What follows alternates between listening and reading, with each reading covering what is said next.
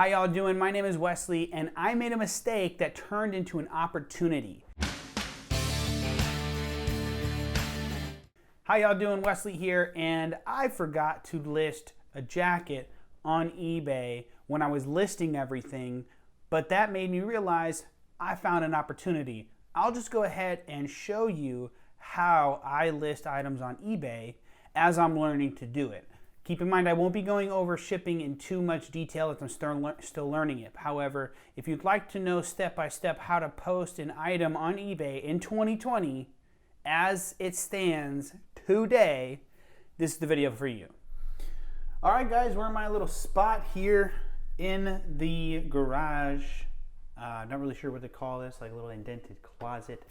And I'm gonna basically show you how I list the jacket. Now, this is one of the items that I had forgotten to do because it wasn't in the area on the shelves, and so it just slipped my mind because the entire process, because it was my first time doing all of the items, it was sort of exhausting mentally, and so I was like, you know what, let me go ahead and just call it a day, and I just didn't realize I didn't list it. So let's go ahead and list that item. Here's the jacket right here. As I mentioned previously in the video before this, pre-packaging your items is not a good idea. And the reason for that is because when you're bringing the items in to do whatever process you have to list them, document them, whatever the case may be, you know, you find yourself in a spot where you might have forgot something, right? Something may have, you need a piece of information that's on the tag somewhere, whatever the case, right? Since this is my first time, I'm going to go ahead and see if I can get away with not tearing it open. If I have to, we'll go ahead and do that. It was my fault. But yes, in the future, when you go ahead and list items, don't pre-package them. Just go ahead and store them. If you want to put them in the bag, so this is a poly bag that has a adhesive strip. So if you want to go ahead and put them in the bag, but don't seal the bag, that's fine. That's really not a big deal. It just kind of gets it out the way, make sure that it's not getting any dust on it, etc., etc. So that being said, let's dive into the computer. All right, guys, I already have eBay pulled up here, and we're essentially just going to go ahead and go to my eBay here. And when we go to my eBay, want to go ahead and go to selling. And as you guys can tell, I already have items for sale. Let's go ahead and we're going to list an item. Okay. Now here in eBay, it basically wants you to put in any possible information so eBay can search for the item, and maybe there's already one that was sold and you can use it as a template. But I've already tried searching for it before I started the video and I wasn't able to find the product. Let's go ahead and type in the reference. So let's go ahead and tab over to the photo. So that's the photo. Excelled, I don't know how to pronounce that. So that's EXCELLED,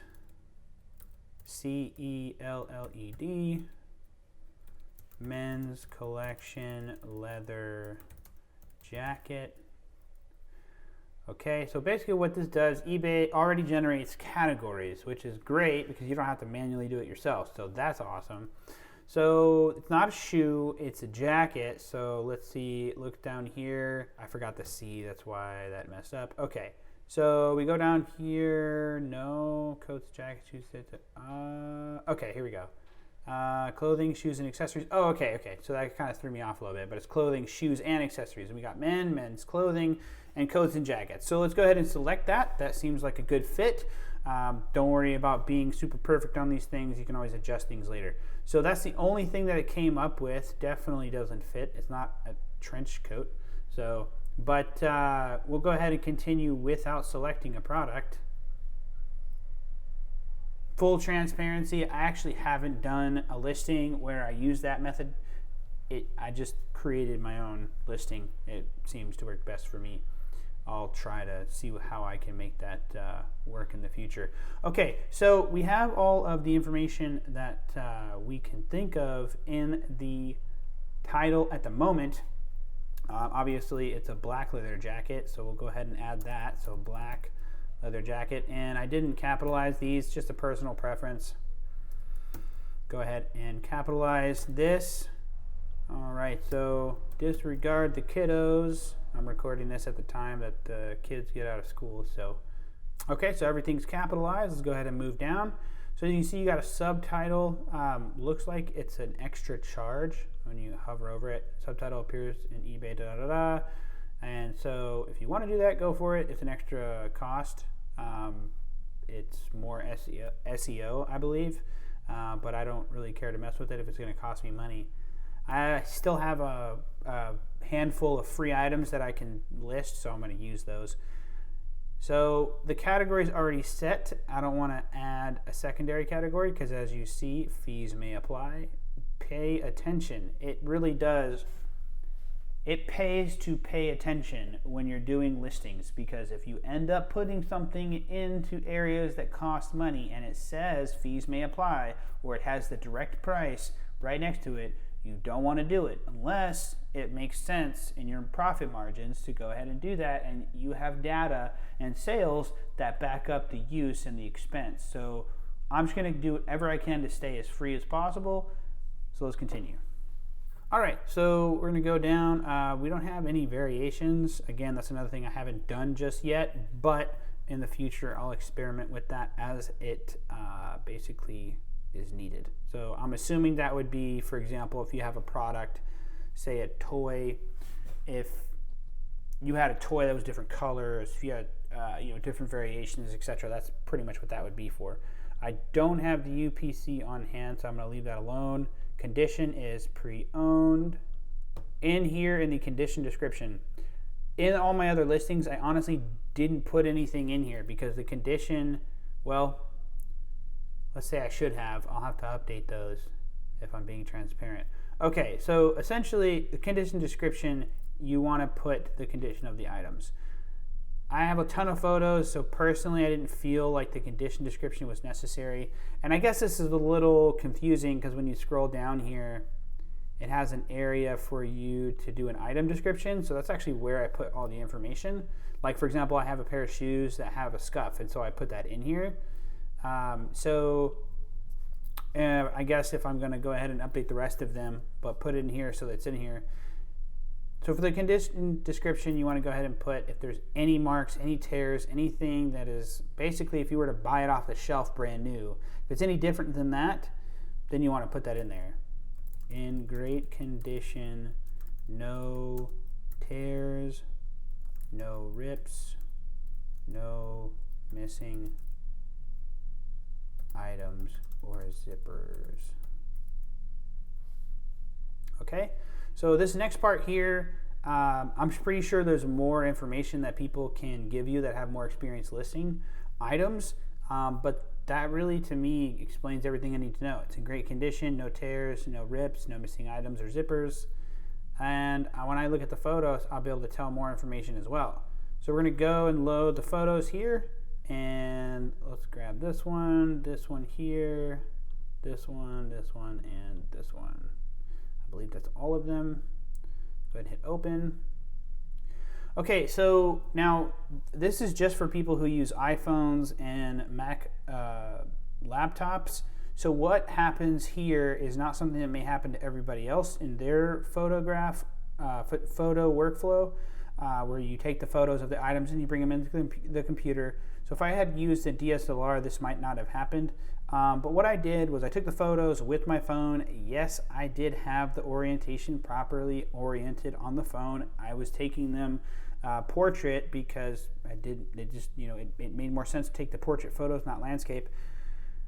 That being said, when I airdropped them to the Mac and looked at them and started uploading them, I saw that they look just fine. So if we were to look at the Finder, you can see the photos are upright in the orientation, but for whatever reason, when I upload them, they don't show the proper orientation. So essentially all I got to do is, hit this this rotate button one time and save. It's really annoying, but there's really no way, to the best of my knowledge, to do this in bulk, which would be nice. So I won't put you through the pain of watching me do the rest of these. I'm just going to click through them pretty quickly. Okay, so I fixed the orientation of all the photos, and that should be it. Now, I think this should be the main photo. So we'll go ahead and rearrange here. There we go. And let's see, we'll go ahead and rearrange these photos a bit. There we go. That looks about right. I like the way those are organized. Now, y'all are welcome to organize the photos the way you see fit. I just think it's best to see the front, the open sides, and the back. And then we scroll down, and it has like required items. So the brand is XLED.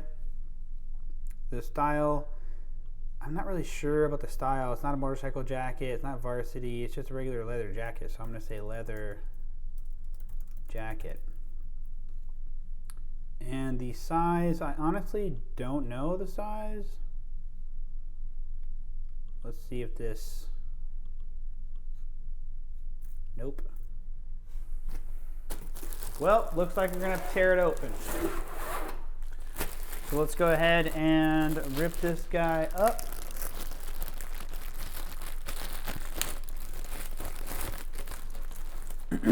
I'll just rebag it, no big deal.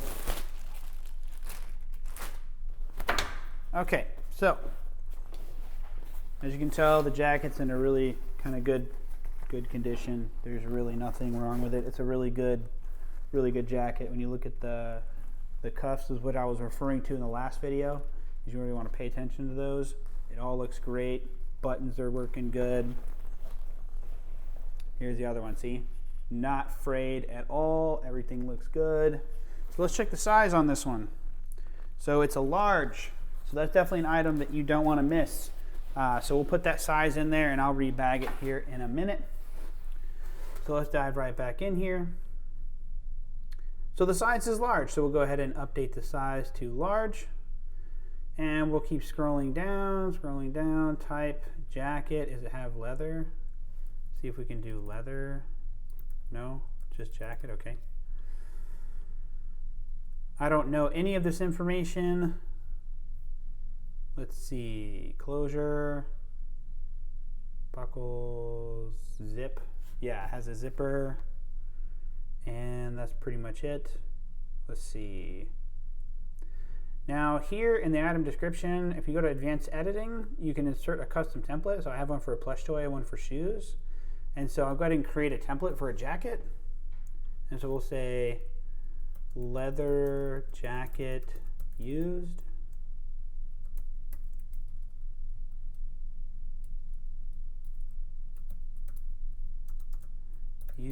There we go.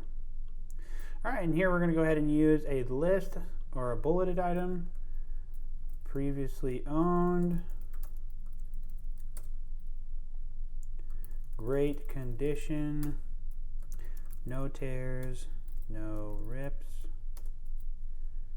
no missing zippers. All buttons accounted for.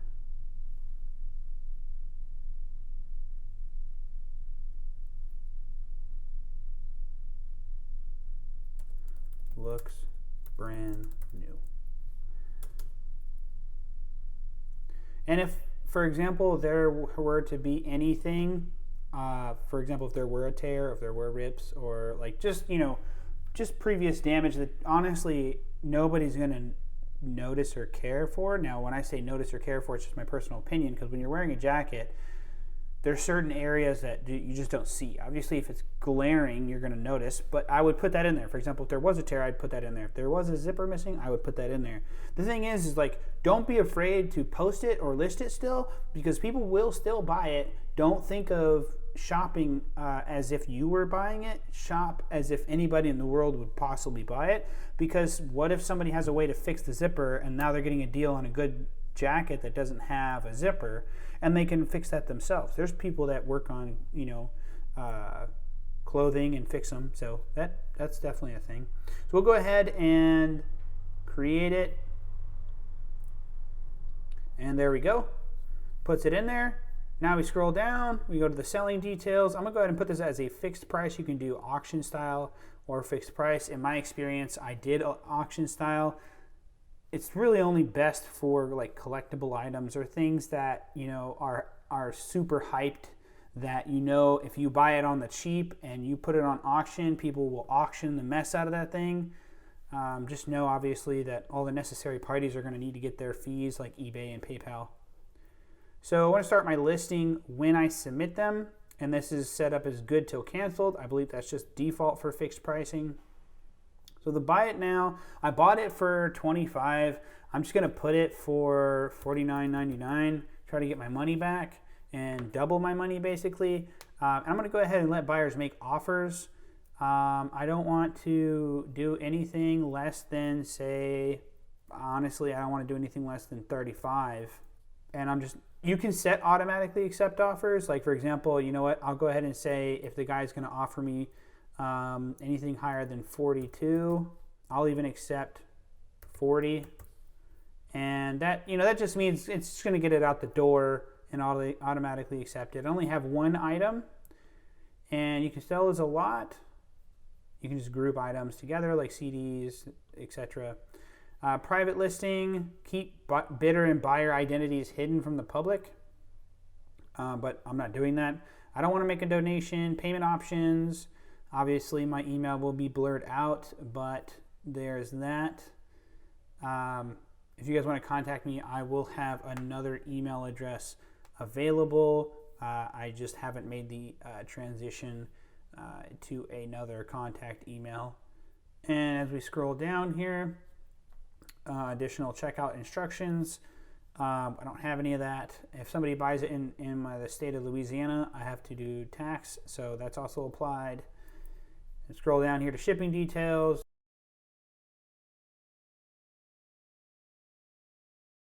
Flat, same cost to all buyers. Now, the reason why I'm doing this is because it's a jacket, but I've been learning that it's probably better to do calculated shipping per location, so I'm going to go ahead and just do that instead. And so, let's see. This is priority mail, so we'll go ahead and just keep it priority, and handling cost, calculated shipping only. I'm not really sure about this though, because if it's calculated shipping, it's going to show, for example, when you hit calculated shipping, it's going to pop up another window, and it's a package, and the dimensions, you just type in the dimensions. I have the dimensions here on the box, so, well, I had that upside down. Whoops. And so we just kind of put them in there, and it looks like on the front it's going by 14 by 5 by 7. 14 by 5 by 7. And the weight, so basically you're going to take the item and you're going to put it in there.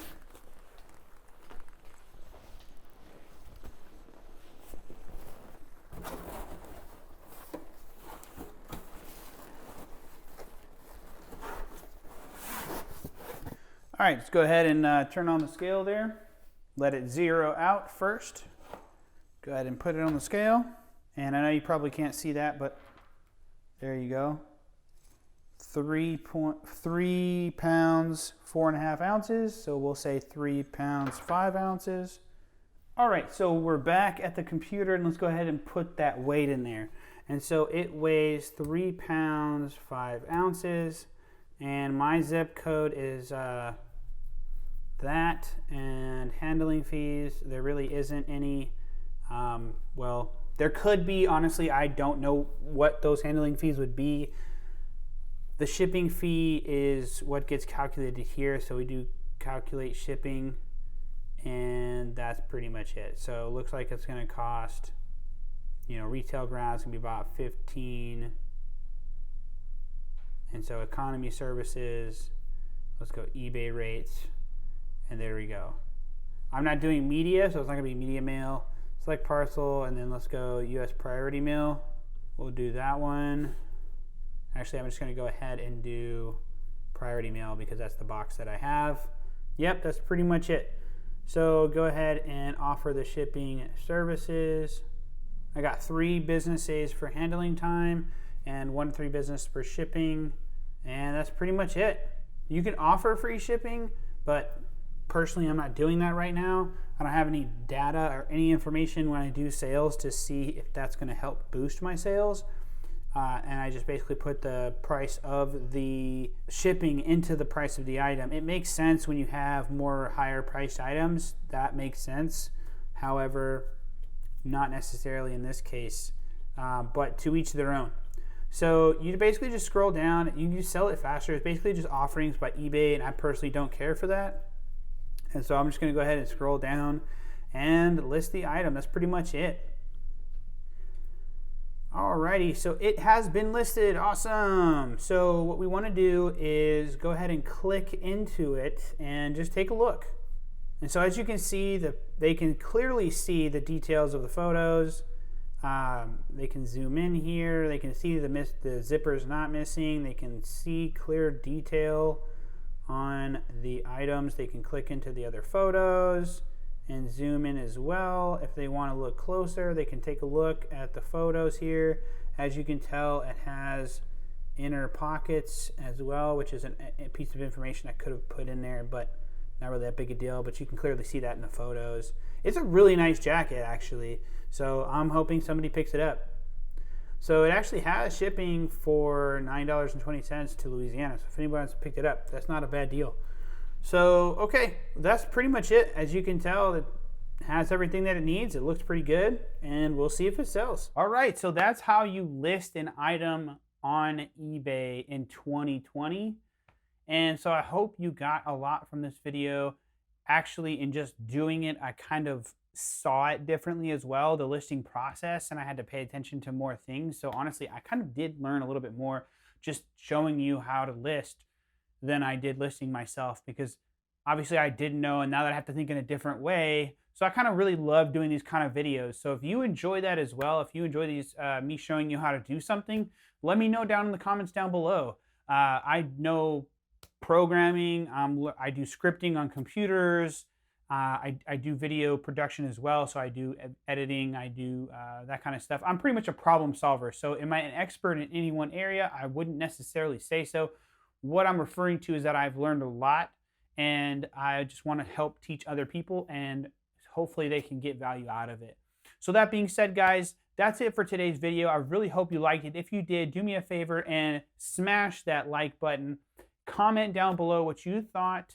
If you are a reseller yourself and you actually have a lot more experience with listing and you have some tips and tricks to help people out in the comments, please do me a favor and add value down below.